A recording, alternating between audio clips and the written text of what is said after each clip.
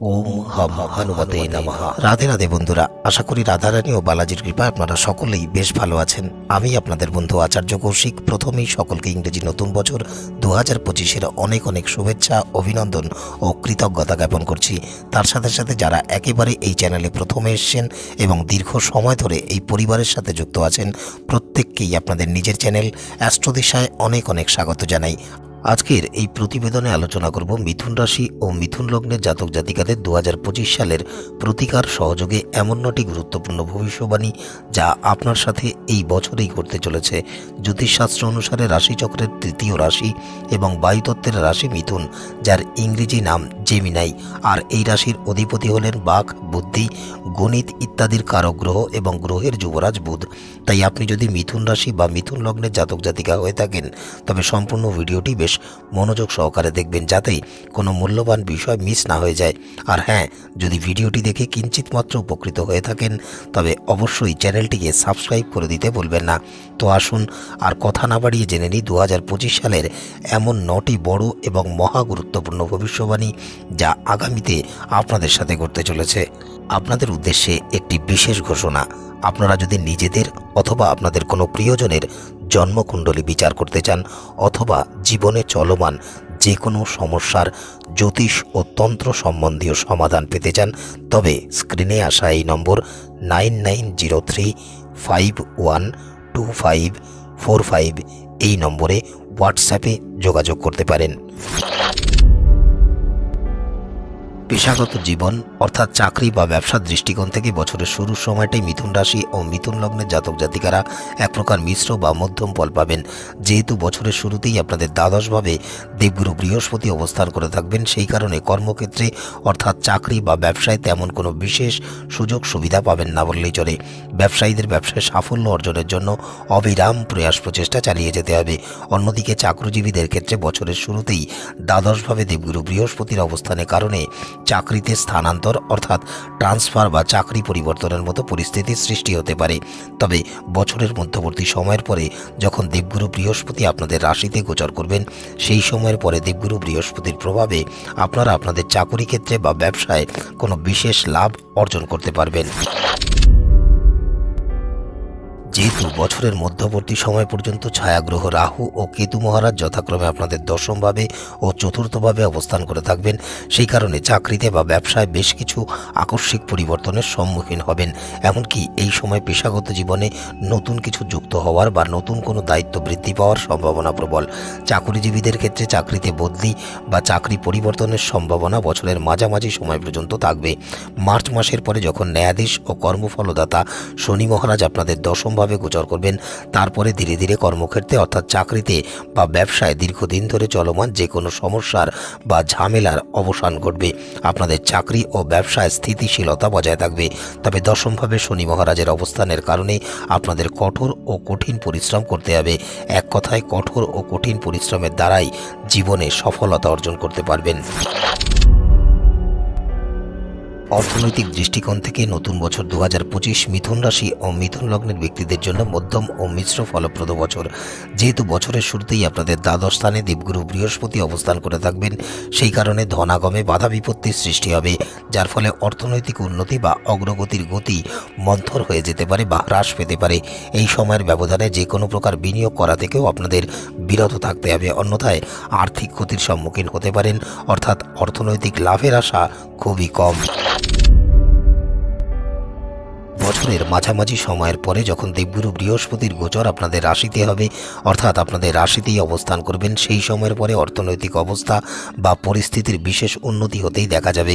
অন্যদিকে যেহেতু ন্যায়াধীশ শনি মহারাজ এপ্রিল মাসের শুরু থেকেই আপনাদের দশমভাবে অর্থাৎ কর্মভাবে অবস্থান করবেন, সেই সময়ের পরে আপনাদের আয়ের নতুন কোনো উৎস আপনারা খুঁজে পাবেন। আবার বছরের মাঝামাঝি সময়ের পূর্বে যখন রাহু মহারাজ আপনাদের দশমভাবে অবস্থান করে সেখান থেকে তার পঞ্চম দৃষ্টি আপনাদের দ্বিতীয়ভাবে দেবেন, সেই কারণে বছরের মাঝামাঝি সময়ের আগে পর্যন্ত অর্থ সম্পদ জমাতে বেশ কিছু অসুবিধা বা সমস্যার সম্মুখীন হবেন। তবে বছরের দ্বিতীয়ার্ধে যখন রাহু মহারাজ আপনাদের নবমভাবে গোচর করবেন এবং শনি মহারাজ দশমভাবে অবস্থান করবেন, সেই সময়ে অর্থ সম্পদ সঞ্চয় করতে সক্ষম হবেন। এমনকি এই বছরে কিছু স্থাবর সম্পত্তিও অর্জন হওয়ার সম্ভাবনা প্রবল। পারিবারিক জীবনের দৃষ্টিকোণ থেকে এই বছরটি মিথুন রাশি ও মিথুন লগ্নের জাতক জাতিকাদের জন্য সাধারণত অনুকূলেই থাকবে। বছরের শুরুতেই যেহেতু দেবগুরু বৃহস্পতি আপনাদের চতুর্থ ভাবকে প্রভাবিত করবেন, সেই কারণে পারিবারিক সামঞ্জস্য বজায় থাকবে। পরিবারের অভ্যন্তরে একে অপরের সাথে পারস্পরিক সমন্বয় ও সমর্থনের অনুভূতি বজায় থাকবে। তবে বছরের মধ্যবর্তী সময়ের পরে যখন দেবগুরু বৃহস্পতি আপনাদের রাশিতে গোচর করে সপ্তমে দৃষ্টি দেবেন, সেই সময়ের পরে দাম্পত্য সম্পর্কে স্বামী স্ত্রীর মধ্যে পারস্পরিক বোঝাপড়া আগের থেকে অনেকটা বাড়বে এবং অনুকূল ফল লাভ করতে পারবেন।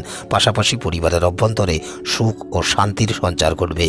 আপনাদের উদ্দেশ্যে একটি বিশেষ ঘোষণা, আপনারা যদি নিজেদের অথবা আপনাদের কোনো প্রিয়জনের জন্মকুণ্ডলী বিচার করতে চান অথবা জীবনে চলমান যে কোনো সমস্যার জ্যোতিষ ও তন্ত্র সম্বন্ধীয় সমাধান পেতে চান, তবে স্ক্রিনে আসা এই নম্বর 9903512545 এই নম্বরে হোয়াটসঅ্যাপে যোগাযোগ করতে পারেন। বছরের মাঝামাঝি সময়ের পরে যখন দেবগুরু বৃহস্পতি আপনাদের রাশিতে গোচর করে সেখান থেকে আপনাদের পঞ্চম ও নবম ভাবকে প্রভাবিত করবে, সেই কারণে এই সময়ের পরে পরিবারে কিছু শুভ ও ধর্মীয় কাজ সম্পন্ন হওয়ার সম্ভাবনাকে বাড়িয়ে তুলবে।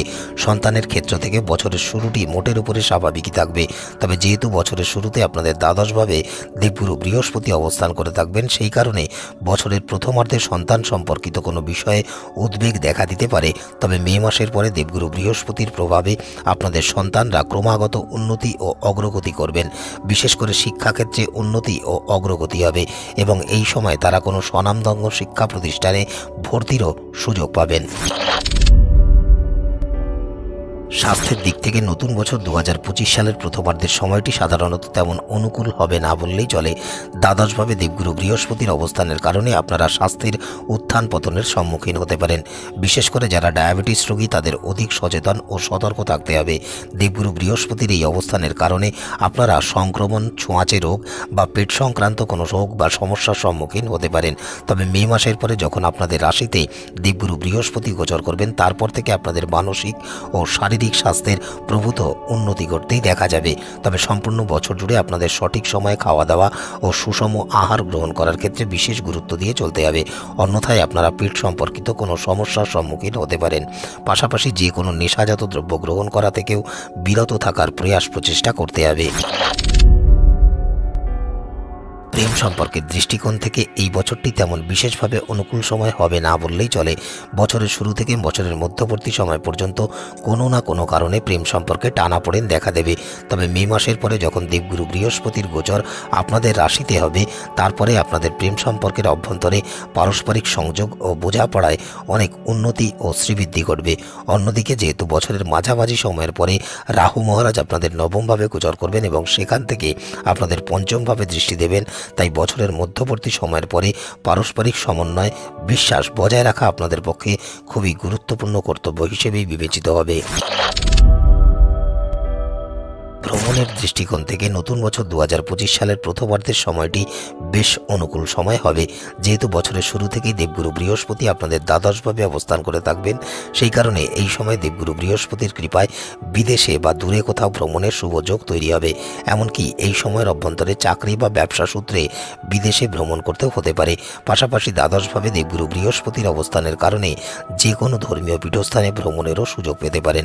আবার যেহেতু বছরের মধ্যবর্তী সময়ের পরে ন্যায়াধীশ শনি মহারাজ আপনাদের দশমভাবে গোচর করে আপনাদের দ্বাদশ ভাবকে প্রভাবিত করবেন, সেই কারণে এই বছরের শেষার্ধে কোনো ব্যবসায়িক বা চাকুরি সূত্রে ভ্রমণের সম্ভাবনাকে অনেকাংশে বাড়িয়ে তুলবে।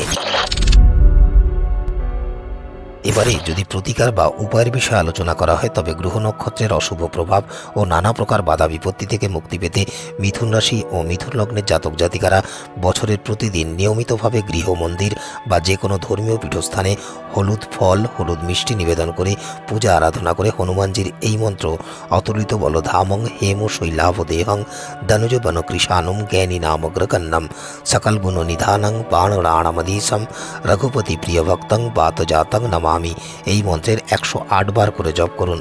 প্রতি বুধবার করে ভগবান শ্রী গণেশকে দুর্বাঙ্কুর অর্পণ করে 21 বার ওং বিঘ্ননাশায় শ্রী গণপতয়ে নমঃ এই মন্ত্রে জপ করুন। তো বন্ধুরা, এই ছিল মিথুন রাশি ও মিথুন লগ্নের জাতক জাতিকাদের নতুন বছর 2025-এর বার্ষিক মহাভবিষ্যবাণী।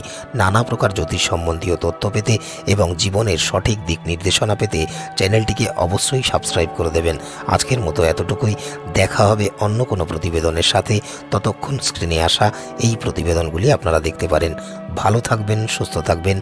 বালাজি ও রাধারানীর কৃপা সর্বদাই আপনাদের উপরে বর্ষিত হোক। রাধে রাধে।